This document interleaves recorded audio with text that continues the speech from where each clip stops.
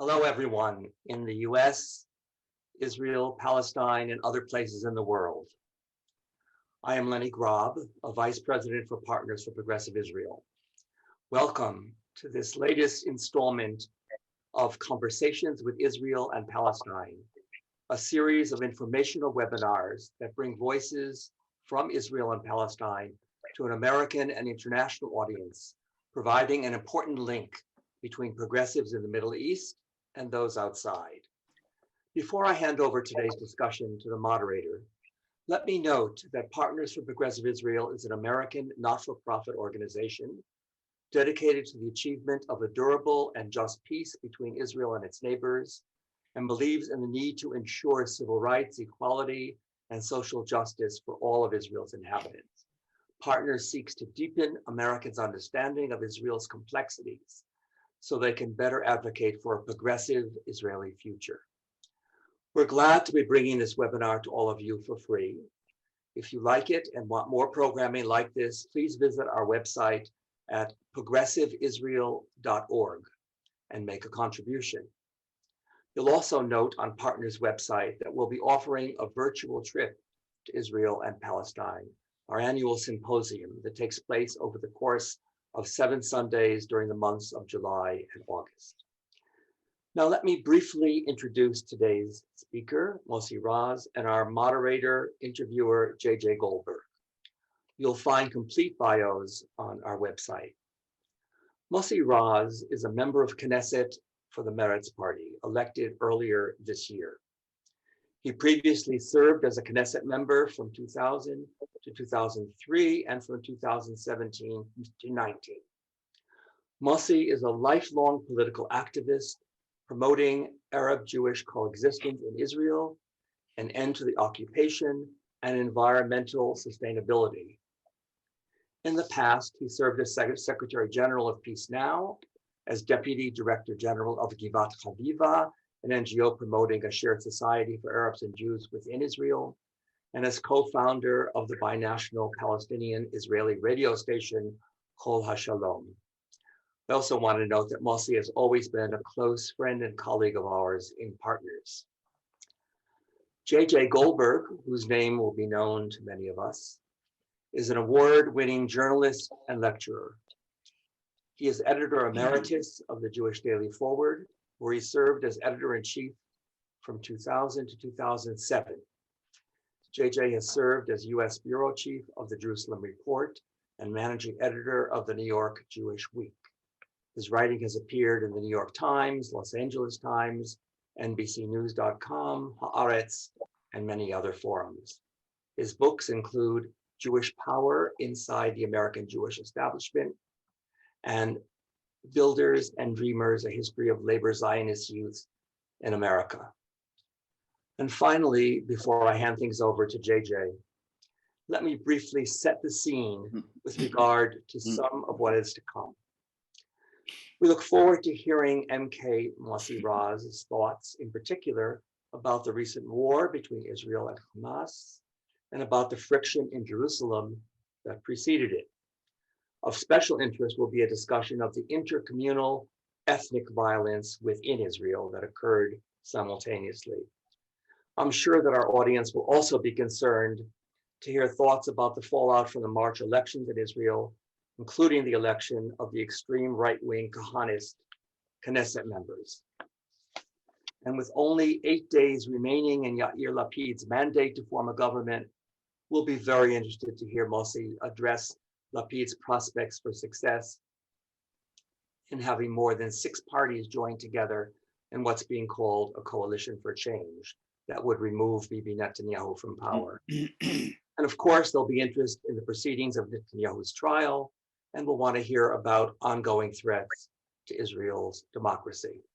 So there'll be much to talk about during the webinar. Take it away, JJ. Thank you, Lenny.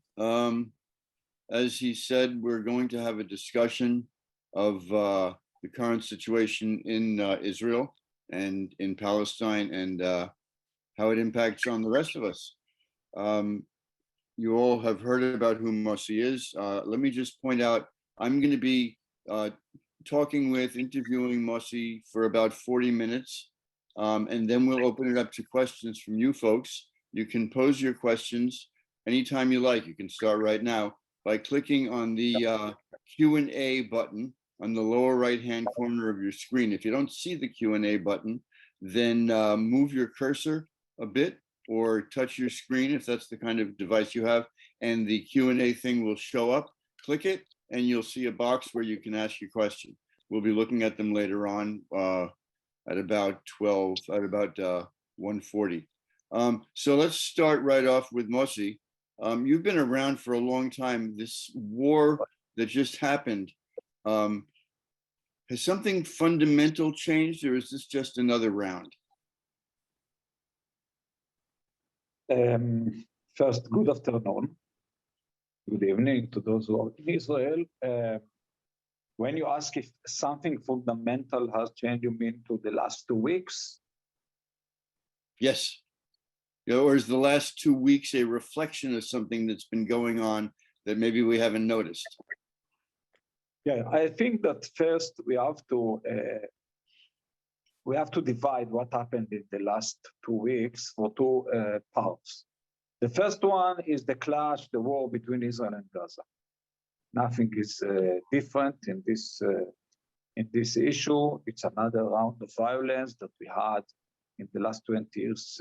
Every couple of years, every few years, we had the same thing. Hamas sent missiles to Israel. Missiles are war crime. Israel reacted in a very violent way, and then somebody is acting for truce, for ceasefire. Usually, those were the Egyptians. This time, President Biden took part too, and I'm happy for that. And then we wait for the next time because there are no negotiations. There is no political agreement, nothing that we can say, okay, we can go on. So we just wait. We say Hamas are now, they are afraid of us. They are not. They say Israel are afraid of us. Israel is not. And it might happen again in a year or 2 or 7, I don't know, but it will happen again. But the second thing is what happened inside Israel. And I think that in that way, this is the first time it happened. Cases of lynch that Palestinian citizens are doing to Jews, or the opposite. We have to be frank with ourselves, more Palestinian than Jews. Of course, there are reasons for that. The police is with the Jewish majority, and of course there are reasons, but this is the case. We didn't see that in the past, not in this level of violence. We did see in 20 years ago, in 2000, 21 years ago, we did see some clashes between communities, but not like that. In 2000, it was more clashes between the Palestinian citizens of Israel and the Israeli police. And 13 Palestinians were killed by the police. I have to say that this time, the police was pretty careful. There was one case in Al-Fahim that they shot to death a Palestinian. But in spite of the fact that the violence was not less than in 2000, they really tried not to kill people, even when those people were violent.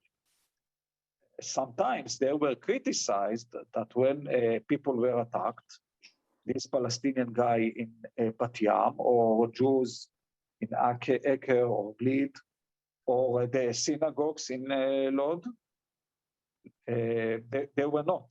They were just disappeared. The police disappeared. So, but in this, if I'm talking about this arena, the fact that in the end of the day, Jews and Palestinians live together in this state, inside the state, citizens of the same state. And in some cities like Tel Aviv, Jaffa, like Jerusalem, like Lod, Ramle, Akko, Haifa, Beersheba, they live together in the same city, And I think it's going to take time to go back to what we had before.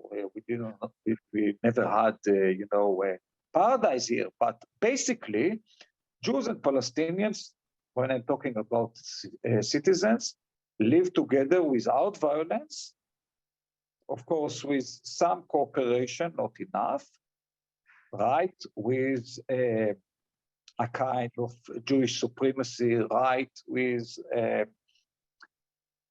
not de facto, not the same rights for Palestinian minority, but they used to live together, and it's going to take time until Jewish citizens will feel free to go to Palestinian village cities or even to mixed cities, and vice versa. Let me throw out a thought here that until probably 20 years ago, till the Second Intifada, we would refer to the Palestinian citizens of Israel as Arab Israelis or Israeli Arabs. It's a conflict between Israel and the Palestinians. So when the Israeli Arabs became Israeli Palestinians, the lines in the conflict blurred. There's a growing, it seems to me, identification. I don't know how widespread it is among the Arab population to identify themselves as part and parcel of a single unit called the Palestinians. And I wonder, especially if there is a two-state solution, there will be Palestine and there will be Israel, and there will be Palestinian Israelis. It seems to me that might reduce the hope of reconciliation as the sense of otherness grows among the Israeli-Palestinian Arab population. On one hand, you're right, but on the other hand, I want to remind the history. Actually, we had the UN resolution in 1947, the separation resolution. Actually, the UN resolution was to establish two states, one of them Jewish, and the second one is Arab state, not a Palestinian state. And in those days, in 48, I'm not saying that there was no Palestinian nation, of course was, but they had a flag and so on. But most of the Palestinians refer to themselves as Arabs, not as Palestinians. And all the Jews refer to the Palestinians as Arabs, meaning they are the same like the other Arabs in the Arab states surrounding us and declared a war on the state of Israel, Egypt, Syria, Jordan, Lebanon, so on. Then, after the establishment of the state, we had a kind of differentiation because we had an Arab, Palestinian, call it whatever you want to call it, minority inside Israel. We call them Arab Israelis, or some call them Arab citizens of Israel, but they were Arabs. And we did not even talk about Palestinians because we had the other Arabs. There was no occupation, or actually the West Bank was under Jordanian occupation, but we did not refer to the Palestinians. And then came 67, and it took a while, but we had occupation in the West Bank and Gaza, and in the 60s, 70s, 80s, the rise of the Fatah and the PLO, and the fact that they tried to achieve their independent state, we started to refer to them after they refer to themselves as Palestinians, but we said, okay, we have Israeli Arabs and those Palestinians who live 1 kilometer to the east, sometimes 1 meter to the east, sometimes east to the border. They are not Palestinians, they are Arabs. It's the same families, and we could lie to ourselves and to say they are not from the same nation. They are from the same nation. And actually, they came, you're right, that it took them time, but they came in 2006 with what they called the vision statement of the Arab Palestinians of Israel. And we said, we are Palestinian citizens of Israel, Arab Palestinian citizens of Israel. Still, if you ask the average Jewish citizen in Israel, it will tell you they are Arabs Israelis. And this is equivalent to what sometimes many Palestinians in the West Bank, they will call those Palestinians in Israel, they will not call them Palestinian citizens of Israel. They call them Arab el-Dakhel, meaning the Arabs of inside, meaning inside the state. Or Arab Tamania Arba'im, meaning Arabs of 48, because Israel came to them in 48. So this is a kind of a mix between the Arab and Palestinian identification. But we must know that in the end of the day, this is the important thing, not if you call them Palestinians or Arabs, that they are part of the same nation who live in the West Bank. It's not different nations. Let me, I want to ask one more question briefly before we move on. Okay. But Haaretz reported today that the police have arrested 240 Palestinian Israelis because of the recent violence. And it's not clear whether they're treating Jewish rioters and Arab or Palestinian rioters the same way. What is the police behavior in your view? You know, I know police everywhere. The police that I know the best is the Israeli police. And I'm sorry to say that police is almost everywhere not behaving minorities, not to say national minorities, with a minority that we have a kind of a conflict in the same way like they behave to the majority. Unfortunately, you know, I don't know. Maybe you say that I don't understand. I don't know. I'm not sure that in US the police behave black the same way they behave to whites. And I think that the gaps here are larger. So without knowing, I'm pretty sure that there are cases that they don't behave in the same way to Jews and the Palestinian citizens. By the way, I know Jews from the right wing who say, yeah, they behave to the Palestinians better. Of course, it is not. Maybe you can find one case, but I'm pretty sure that they don't behave the same. I have heard people who say, okay, the police arrested more Palestinian than Jewish citizens. That fact doesn't say anything, because yes, in these events, I can say that Palestinians were more active than Jews.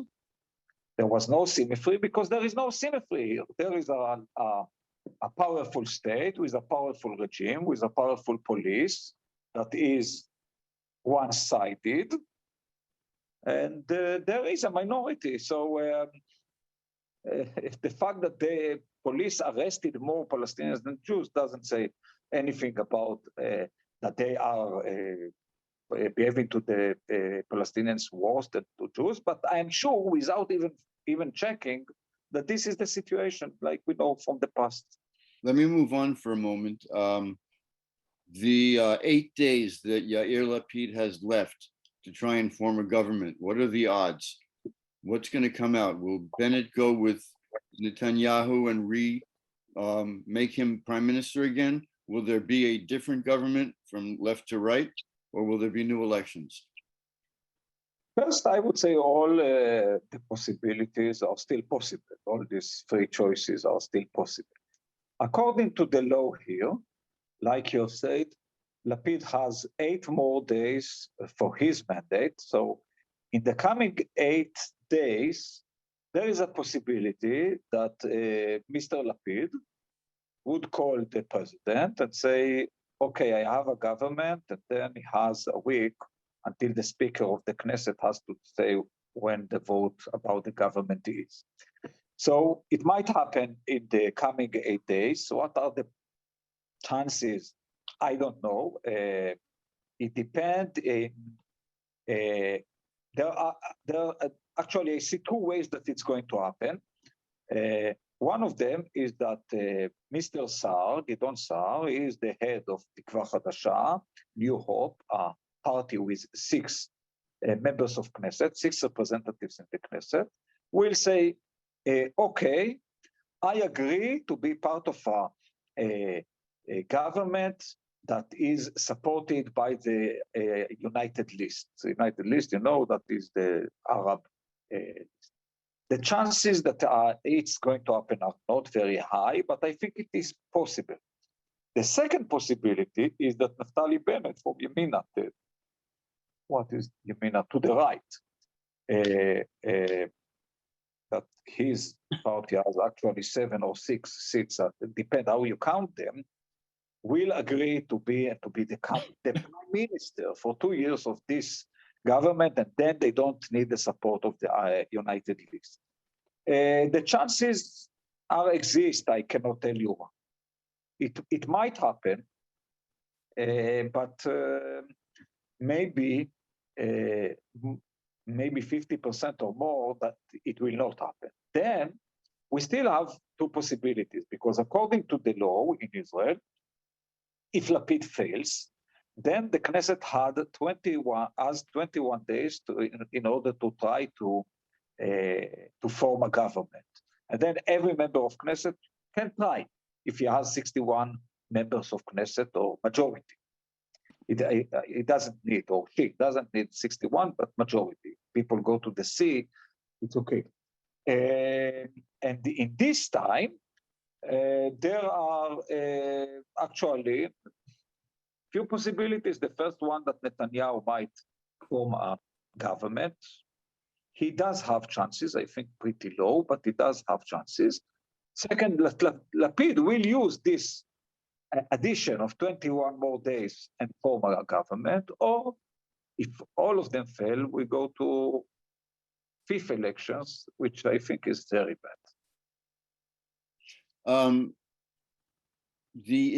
First of all, I'd like to remind our listeners, the folks that have joined us, the best way to ask a question is by clicking on the Q&A button on the lower right-hand corner of your screen.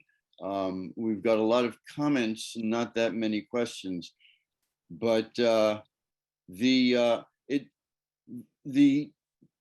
problem seems to be that you have a pro-Netanyahu and an anti-Netanyahu block of voters, of seats, neither of which has a majority, both of which would require the support of one of the Arab parties, and both contain significant groups that won't accept the support of the Arab parties. So that as long as Israelis don't accept the idea, as long as there's a significant group of Israelis that don't accept the idea of co-government with the Arabs, there can't be a government. This is the way it seems. That's right, but something had happened in these elections, and you know, we talk all the time about the bad things, and people ask if I'm optimistic or pessimistic. I'm basically optimistic. Something very fundamental and very positive had happened in the last year. The United List was spread to 2 lists. This is not positive by itself, but what we call the joint list, usually here in America. Yes, joint list. But what they call the United List, which is basically the Islamic movement, is now acceptable, or at least got the legitimacy of Prime Minister Netanyahu, and actually all the parties in the Knesset are part of what they call the religious Zionism, the far-right group with only 6 seats in the Knesset. So if we talk about we talked about decades that the Palestinians citizens were out of the picture, out of the political map with no chance to be part of a government. First time they are here, and not only with the anti-Netanyahu group, even with Netanyahu. Actually, Netanyahu could form a coalition, but the far right did not let him do that because of the Islamic movement had to support, or at least to That's abstain. just the point. The far right, he can't form a government with the 4 seats of the Islamic movement if the 6 seats of the radical right won't allow it. So again, you have, and on the other side, you have the whole, at least members of Gidon Saar's New Hope Party that won't join I mean, 2 members of that group, Hendel and Yoaz Hendel, and who's the other one? Elkin. Who, no, it was Hendel, and so they refused to allow the last election round. And so that brought down the thing. It's always those 2 members that reject the 4 members. And so the math never, everybody's got 59 seats. That's right. But in New Hope, right now, they say, we accept that. Actually, Netanyahu was the one who made it kosher. Yes, he gave the legitimacy. So they are not saying you are absolutely right. Hauser and Handel last year, they said, no, we are not going to be part of that. But today it's different. And I think this is very positive effect of the 4th elections. And this is why I think it will be great if we can form a coalition, because it's going to be first time since 1992 that Arab party is part of a coalition. Not necessarily they have a Palestinian minister, maybe they will get some other things. And by the way, we have heard today, and I can confirm that this is a possibility. This is not concluded yet, but I can confirm that this is a possibility that Meretz will have a Palestinian minister too. So this is new game, and it's for me a person who fought in the last years for Jewish Arab cooperation. I think it's really new hope, if you need to use the name of the party. And even Naftali Bennett, who Yemina, he actually is hesitating right now. And if he comes, there is a coalition, anti-Netanyahu coalition. He didn't say that he refused to sit with the Islamic party. And this is new game in town, and we have to be very. We have to say the truth that actually it's never happened. In a way, it happened to me to Rabin in 1992. But apart of Rabin, it never happened to any prime minister, not from the Labour and not from other party. And I think that if we manage to do that, this is really a great achievement. So it seems as though the growing tone of acceptance of the Arab parties is a move toward greater democracy. And at the same time, you have a rising amount of support for the far right, for the Kahanist party, and with it the Lehava, and so that it seems like the balance in democracy is in the balance for Israel right now. You add to that the moves by the Likud and Netanyahu himself to limit the role of the Supreme Court, to tilt the rules in various ways. So is democracy in Israel under threat? I think democracy, first we have to ask if we have democracy in Israel. I mean, I think we have a kind of democracy that is partly democracy. There are some strengths in the democracy in Israel, but of course we had the problem of the occupation. We have the problem that in the capital city of Israel, 40% of the residents even don't have the right to vote. And of course, if we talk about questions of religion and state, the fact that I don't really have the democratic way to marry to whom I want, and questions like that. But even here, I see more optimistic points of view than pessimistic points of view. You are right that Likud is trying to limit the Supreme Court, but this is exactly what they are trying to do in the last 40 years. And the Supreme Court in Israel is very powerful. Just this week, the Supreme Court actually canceled a basic legislation. It's actually like the Constitution of Israel. So the Supreme Court is very powerful. Mm. And if we talked about this vote for the far right, okay, so they got 5% even less than 5% of the votes. If I compare to other states in Europe, in most of them, the far right is unfortunately even stronger. And it's not really new.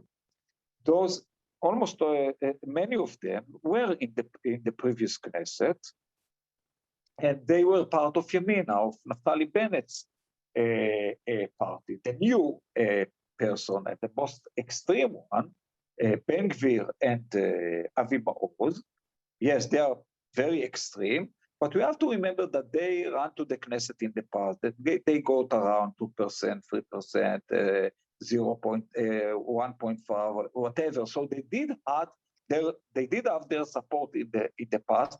It's not that they have more support, but it's very bad that they are represented in the Knesset. But they were invited in by Netanyahu, so he is essentially, in practice, joined forces, allowed them in, which he's opening the door to anti-democracy. Right. And I go out of the plenary every time Mr. Ben-Gvir speaks, and he speaks a lot. And you're absolutely right. Mr. Netanyahu is very cynical, yes. Mr. Netanyahu has very clear ideology. According to his clear ideology, Netanyahu has to be the prime minister of Israel. If needed, he would support the far right, and if the far left want to support him and be part of the government, he will even accept that. If needed, he incite against the Palestinian citizens, like he has done, for example, in 2015, in order to get support.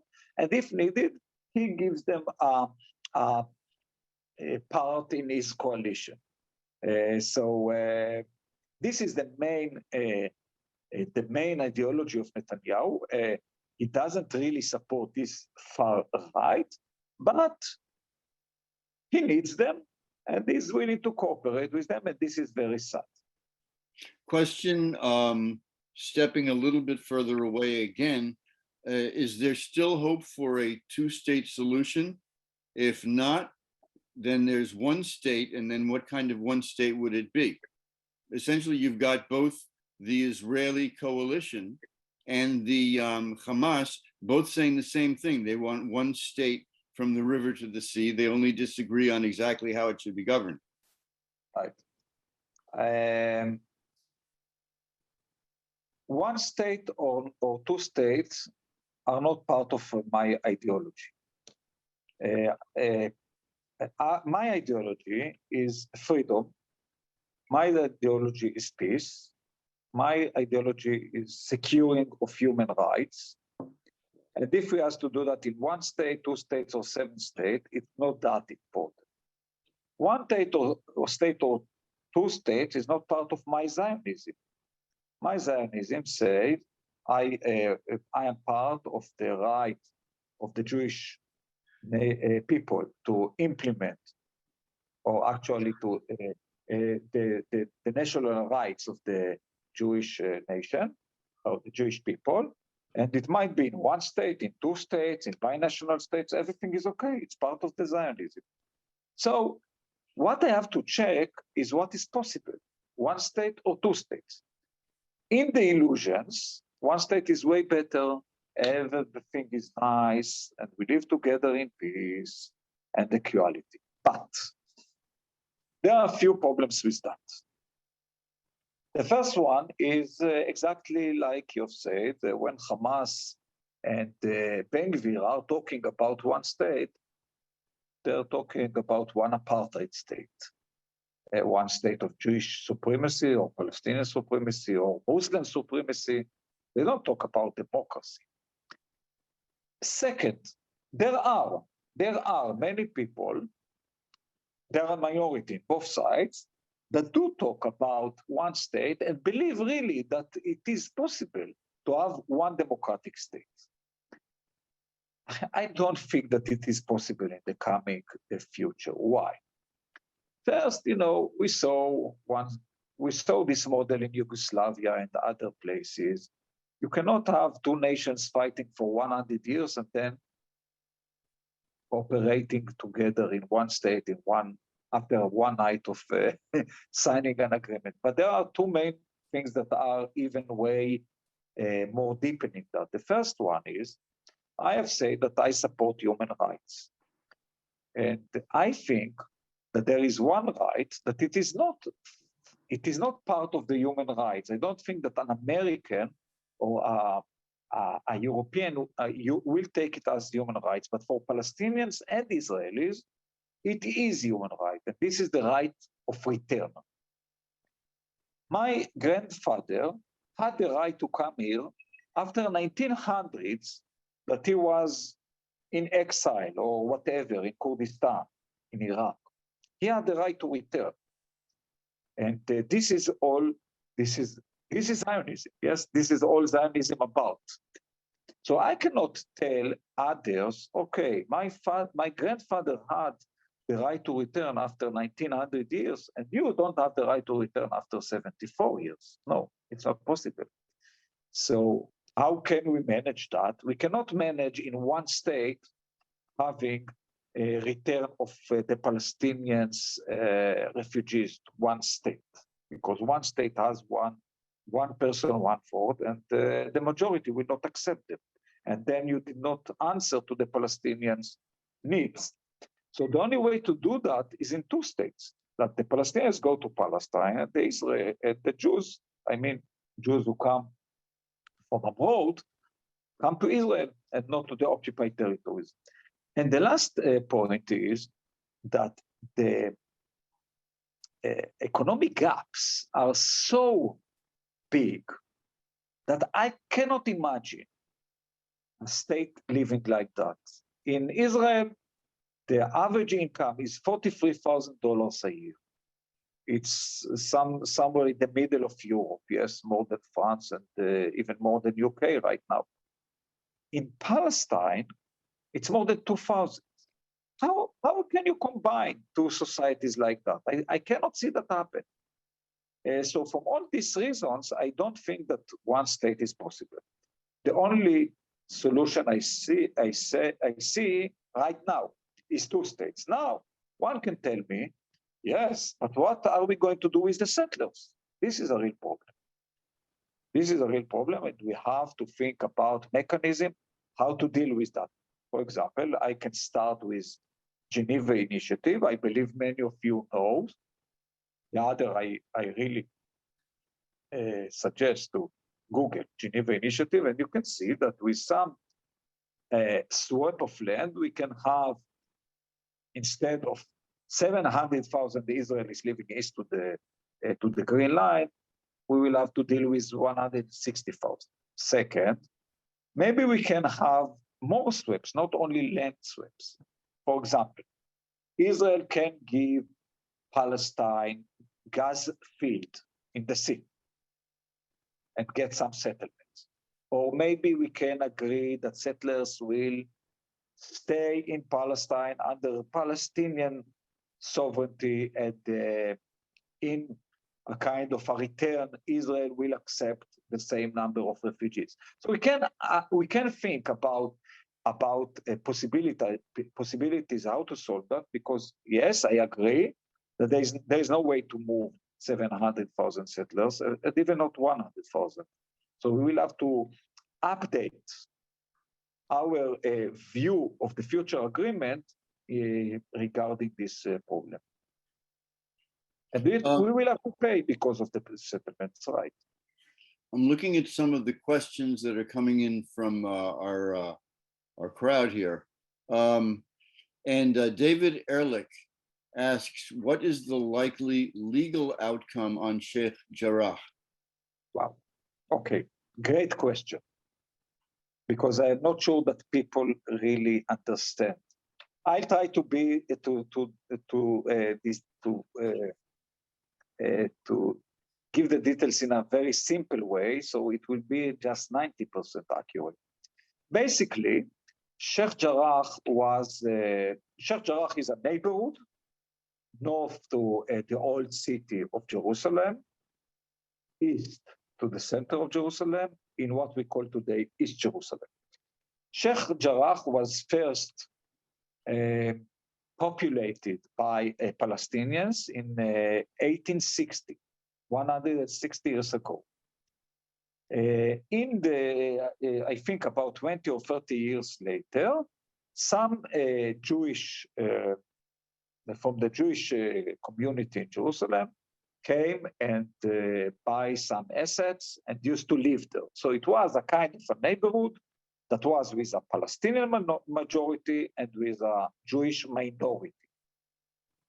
Before the establishment of the state in 1948, clashes there were very, very violent, like in many other places in the state of Israel, Palestine, call it whatever you want to call it. And in the 40s, like we had about 700,000 Palestinian refugees who left Israel, there were about 2,000 Jewish refugees, if you call them refugees, who came from what had to be the Palestinian state, or the Arab state, to Israel. They came from Sheikh Jarrah, they came from Silwan, they came from Etzion Block, from Neve Yaakov, from Bet Arava. Not really important where from, but few of them, tens of them, came from Sheikh Jarrah. And they were actually, they were compensated by the Israeli government. And actually, the Israeli law said that refugees who left the state, those 700,000 Palestinian refugees, cannot come back, and their property is part of the government property and went to Jews. The Jordanians, by the way, has done the same. Sheikh Jarrah stayed from 48 to 67 under Jordanian, I would say, occupation, because this occupation was recognized only by UK and Pakistan, the only two states in the world that recognized the Jordanian occupation. And they settled some of the refugees who came from West Jerusalem and from other parts of Israel in Sheikh Jarrah. It was in 1952. They didn't know that 15 years later, Israel will occupy this neighborhood. Then came 67, but now Israel went and actually, 6 days war, Israel occupied West Jerusalem, but only in the late 80s, Jews started to take assets in Sheikh Jarrah and in other places in East Jerusalem. How did they do that? There are two laws that are actually letting this situation. I will not refer to them exactly, but basically, if my friend Michael Ben Yair was the legal advisor of Rabin's government, and he was for a year a judge in the Supreme Court in Israel. He was born in Sheikh Jarrah. If he wants to have his house back, or even if his grandchild wants it, he can do that. He can do that because he is Jewish, and only because he is Jewish. Why I'm saying that? Because the same apartment or the same place that was owned by Ben Yair before 48, now live there a Palestinian. And this Palestinian is a refugee who came from Israel. And he says, okay, you're right. Ben Yair wants to live here, nice. So please let me live in my apartment, in my house in West Jerusalem or Tzrifin or whatever. But of course, the law here is actually very one-sided law. The law is letting that only to Jews in East Jerusalem and doesn't let it to Palestinians not in West Jerusalem nor in the other parts of the states. Right now, the Supreme Court, according to this very problematic law, or I would say the court, not the Supreme Court, the court, according to this problematic law, approved eviction of 8 Palestinian families for May 2nd. And this started the violence that actually we protest in Sheikh Jarrah in the last 12 years every week because families started to be thrown out from their homes 12 years ago. And right now they approved to take out from their homes evictions for 8 families. And they apply to the Supreme Court, and the Supreme Court is going to deal with that in the coming weeks. So right now, the police cannot throw them out, but it's very close. Now, the question on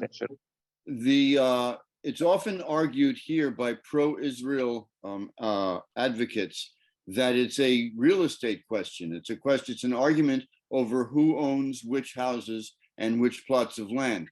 It seems to me, and it's looked for a couple of years, as though it was primarily settler activists who were trying to reclaim property in Sheikh Jarrah in order to advance the notion of Israeli sovereignty over captured territory.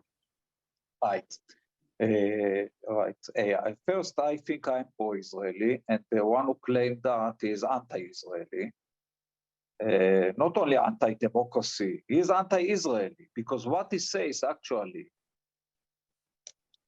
one of 2 possibilities. If you say that Jews can go back to their assets, to these 8, we talk about 8 apartments, yes, in Sheikh Jarrah, because it's only a question of real estate. Now you have to tell me, what about these 700,000 Palestinians who used to live here? They are now way more than 7. Can they take their real estate? Can they take if you say no, so you say there is a Jewish supremacy. Jews can buy real estate or take the real estate, and Palestinians no. If you say yes, so actually what do you say? All the millions of Palestinians can come back to Israel, and this is the end of Israel as a Jewish and democratic state. So I think that one who claimed that, including the government, this is anti-Israel. It is not pro-Israel. So the next question, Marcia Yerman and Dan Fleshler want to know what the odds are of a confederation, essentially 2 states within a single state. Can that work? Is there a rule for it? Probably the answer is yes. First, you have to have the 2 states, and then they have to create this confederation. I am really supporting that. You have to think about what is a confederation? Do we know from the present confederations? Maybe Europe is a kind of confederation. If this is a confederation, I fully support. But we have to think about the details, not only about the title. Are we going to have one army to the confederation? I will be very happy. I don't see it happen in the coming future. I'd be very happy, really. But it's not going to happen in the coming future. But other institutions, like even one parliament or things like that, I will be very happy if we can, if Palestinians and Israelis agree, great. Now, Paul Parker is asking whether the Geneva Initiative, the Geneva Agreement, disadvantages Palestinians. Is it really equally fair to the Israel and Palestine, the way that the Geneva Agreement is constructed? Yeah, I think so. This is why many Palestinians and many Israelis support that. Actually, the Geneva Initiative is actually taking what happened in the Arab League Peace Initiative in 2002, March 28, 2002. The Arab League Peace Initiative, 22 Arab states said, we want peace and normalization with Israel. If Israel withdraw from the lands it occupied in 1967, and find a just and agreed solution to the question of refugees. And actually, Geneva Initiative is elaborating that into details. By the way, the Arab League said later, a few years later, I think it was 9 years later, that they accept swapping lands in proportion of 1-to-1, meaning Israel. That was 2013 under Kerry in Washington. Yes, Kerry in Washington, but I think it was approved earlier in the Arab League summit. I think it was 2011, but maybe 13. I don't really remember. So Geneva Initiative actually was launched on December 1st, 2003, almost 2 years later, is based on that. Is based on what the Arab League nations said. And by the way, it's not only the Arab League nations, it's all the Islamic nations. They sat in Tehran in 2003 and said, we accept that. All the, I think, 53 or 57 Islamic nations. So Geneva is, yes, I think, nothing is 100% fair, but it is fair. I guess the final question, it's the polls until recently, the Israel Democracy Poll Institute and Khalil Shikaki's poll, they ran a poll together, and for years it showed that there's a majority, sometimes a slim one, sometimes a greater one, in favor of a two-state solution on both sides. But each side believes that the other side doesn't really want it. And the notion is that Abu Mazen, Mahmoud Abbas, the head of the Palestinian Authority, is not a partner for peace and actually aims to dismantle Israel in the end. Yes. When late President Sadat, the Egyptian president, came to Israel in 1977, he said that 90% of the conflict between Egypt and Israel was psychological. And I think in a way, this is part of the conflict here. Israelis don't trust Palestinians, and Palestinians don't trust the Israelis. There are very good reasons not to trust each other. For example, we had the Oslo Accords, and Israel and the Palestinians treated the other side all the time.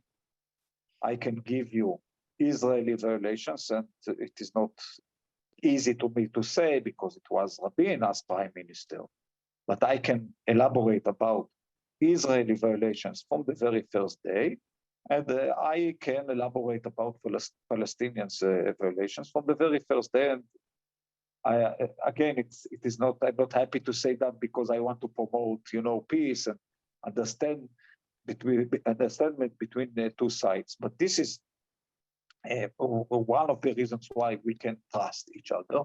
And the second is our narratives.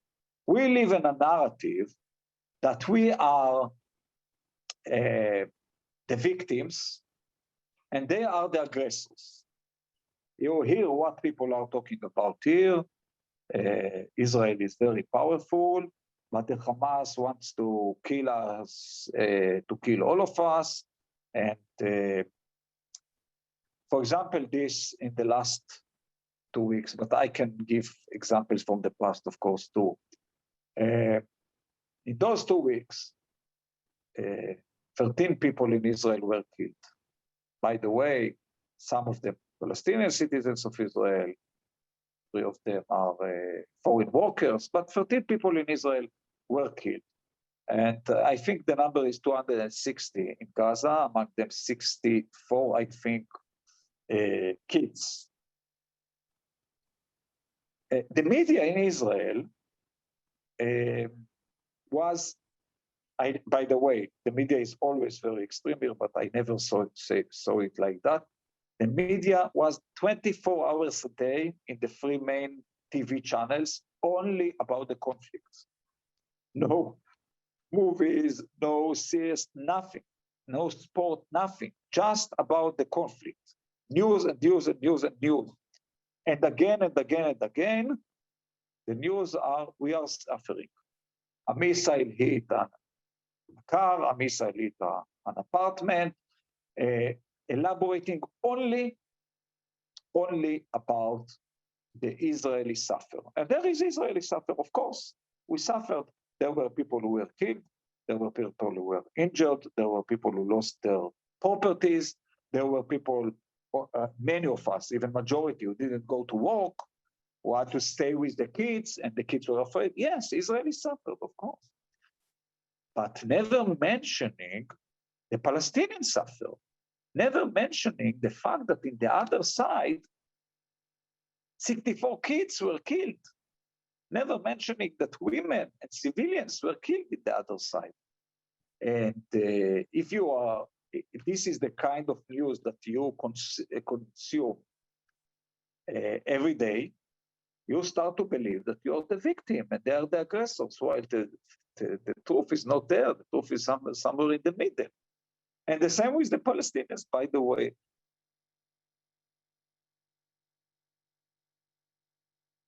And in this way, it's not a surprise that they don't trust the other side. You disappeared, AJ?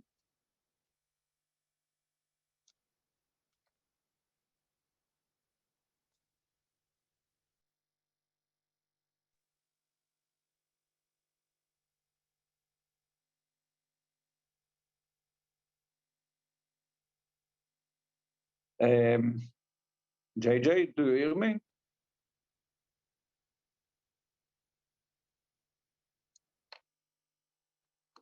I understand that you hear me and see me, but I don't hear anybody. Don't see anybody. Don't know what happened.